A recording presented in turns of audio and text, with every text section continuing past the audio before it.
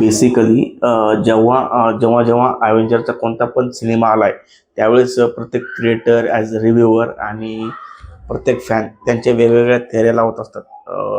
एखादं ट्रेलर आलं किंवा सिनेमा आला त्यावेळेस सिनेमा नाही सॉरी फक्त ट्रेलर टीजर आलं यावरून थेऱ्या लावत असतात.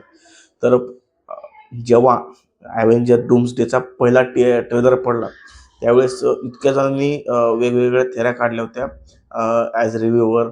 आणि जवळपास तुम्ही सुपर बघत असाल तर तुम्ही एवढं पीक डिटेलमध्ये काम करतो तो सुपरवाला त्याच्या व्हिडिओमध्ये. तर प्रत्येक एकदम एकदम बारीकीनं डिटेलिंगमध्ये सांगतो तो व्हिडिओमध्ये.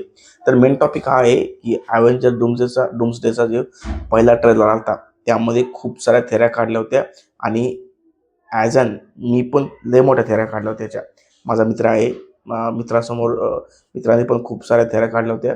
त्यामध्ये आमची जी थेरी होती त्यामध्ये की ॲव्हेंजरमध्ये जेव्हा एंड गेममध्ये टाईम लूपमध्ये परत जातात त्यावेळेस आम्हाला असं वाटलं की हॉवर्ड स्टार्क आहे त्याचा जो अजून एक मुलगा आहे तो दाखवतील कदाचित ॲज अ डूम म्हणून. पण ही थेरी पूर्ण फॉल्स ठरली. तुमच्या किती थेऱ्या आहेत अशा मला कमेंट बॉक्समध्ये सांगा.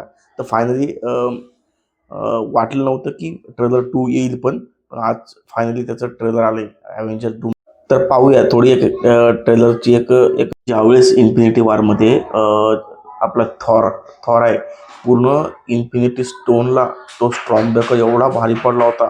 तोच या ट्रेलरमध्ये जे ट्रेलर 2 आलंय त्याच ट्रेलरमध्ये फक्त 2 बोटामध्ये डूमनं 2 बोटामध्ये तो असा एकदम फेकून दिला. स्ट्रॉंग ब्रेकरच काय, अरे त्यांनी स्वतः थॉरला पण बाजूला केलं एका हाताने. इतका पॉवरफुल दाखवलेला आहे डॉक्टर डूम. आणि अजून एक गोष्ट एवढी क्लिअरली दाखवली त्यामध्ये की फंटास्टिक फोरमध्ये जे जे मेन कॅरेक्टर आहे, तुम्ही जे पहिले जे सिनेमे पाहिले असतील तुम्ही तर त्या सिनेमामध्ये त्यांचा एक मुलगा असतो व्हिक्टर नावाचा. तुम्ही पाहिला असाल व्हिक्टरमध्ये.